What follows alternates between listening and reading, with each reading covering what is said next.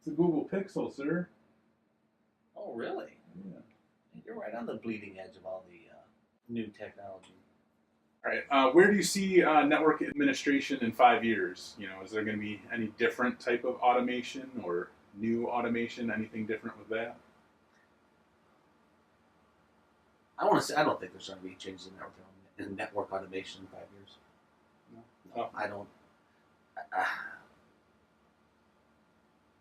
I don't know if I don't know. I don't see it. I see there where Cisco's done some stuff where with their VEX, is it what they call them? Their Nexus line of switches, where you're literally putting switches in the back of cabinets and you're running them back to the core through a specific connection, and it just makes it look like an extension of the core. You really are not configuring that switch at all in the cabinet. You're doing everything from the core. I'm really hoping in 5 years that You retire? I'll still be working, unfortunately. That something in networking provides better reporting. Because not even 5 years ago, you were getting net flow information off of all switch models out there. You had to set up something special to get net flow data. But that's the biggest pain in the butt about network administration, folks, is getting the data you need off of your network. If you don't have some type of monitoring tool that, or you're always running Wireshark, that people love to come to you, hey, this wasn't working last week. You know what it was, or something off the network? I have no idea. So please, number one, you get into a shop, and you're their network administrator, and they don't have anything monitoring their network, you better find something down and dirty that's going to do it for you. Zenmon is out there as a free one. Cacti, there are a lot of free ones out there that at least will provide you some data or some insight into your network. And the biggest thing you'll hear from, at least in the networking field on the security side, is benchmarks. It's great that you can go in there and you can configure your network, get your switches going, set up access for folks. But if you don't benchmark your network, and by benchmark I mean you're logging the activity of those ports, to look at the utilization, to see how they're performing. So if you don't have a benchmark on what your data looks like over a month, it's hard to know whether or not you're underutilizing or overutilizing your network without having some type of benchmark on those ports.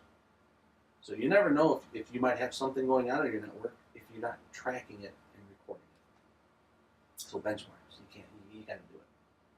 It's boring, it's cumbersome, it's going to take up a lot of space, but you need to do it. Right, Zach?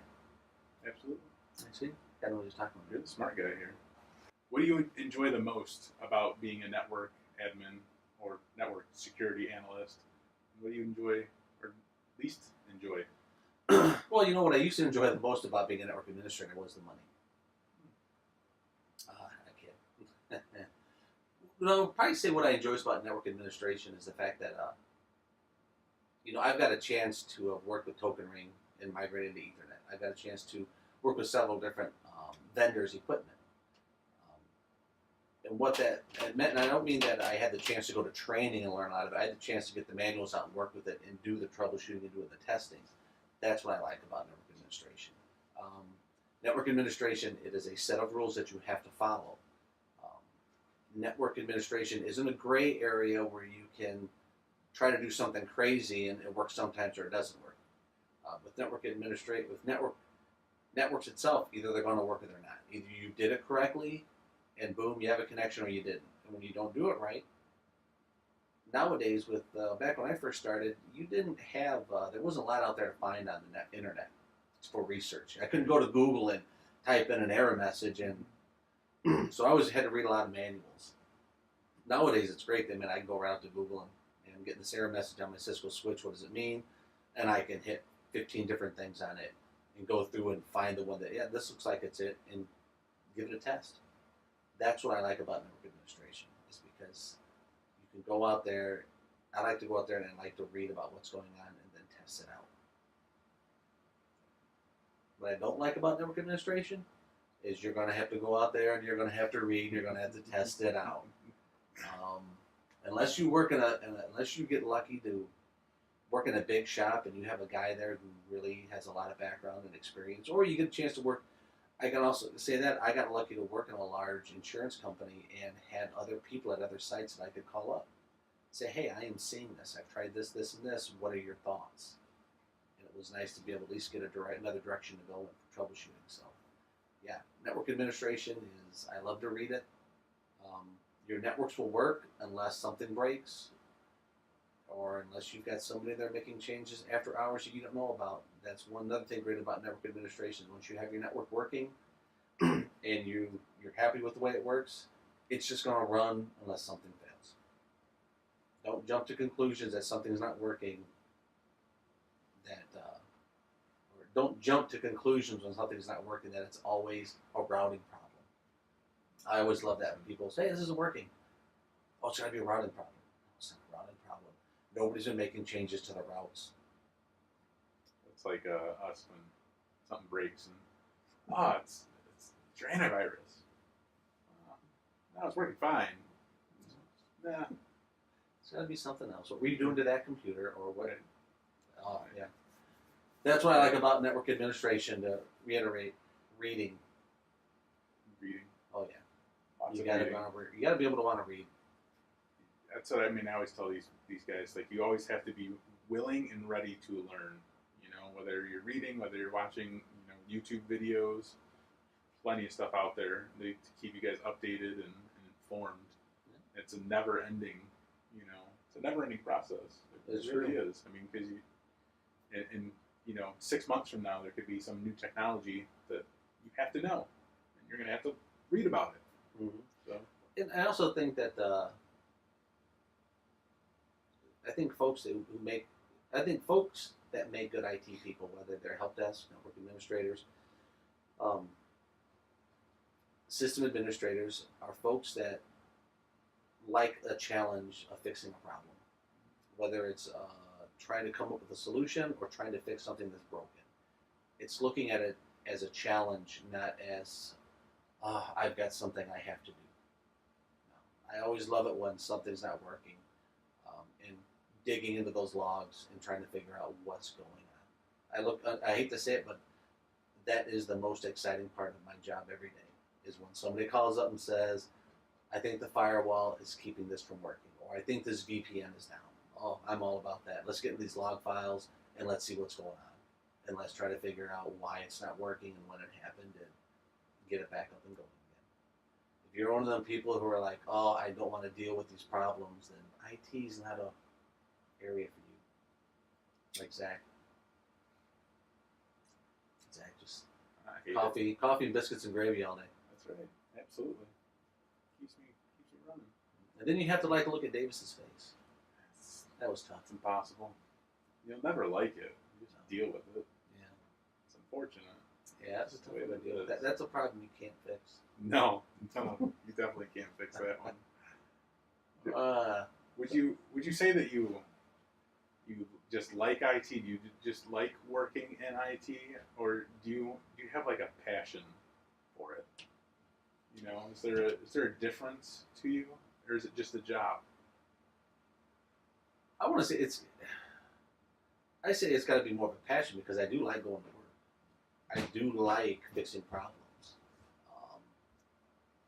I used to also work as an electronics tech. I used to work in the paper industry for a few years as an electrician fixing machines. I enjoyed it because I liked solving the problem, but I hated it because it was a dirty job.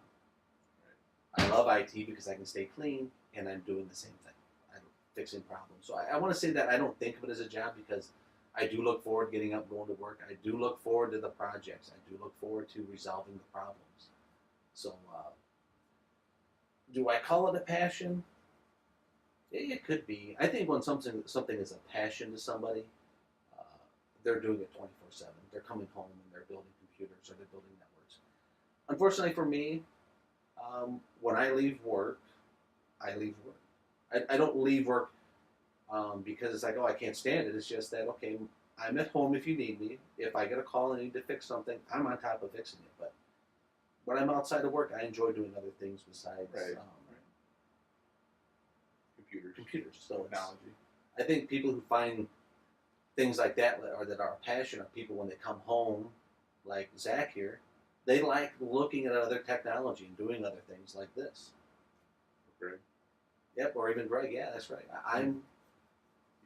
I guess I'm somewhat still old school. That I mean, I enjoy going home and I'll read technical books or I'll read stuff on security, but I'm not one to go home and want to get a firewall and fire it up and secure my network and do other reporting things.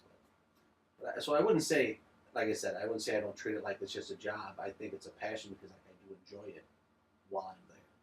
If somebody was looking to become a network admin, get into networking in general, what advice would you have for them? Patience. I think to graduate from school and think that you're going to jump right into a networking job is, you're lucky if you do. I think what you really need to look at is getting your foot in the door and getting experience, whether you're doing intern work, whether you're just starting out at the help desk.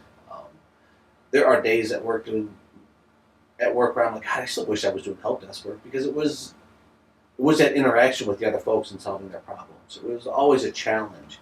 So you've got to, if you want to become a network admin, you want to work in the IT field, you've got to be able to look at it as a challenge, at knowing that I want to fix this problem or find a solution for them.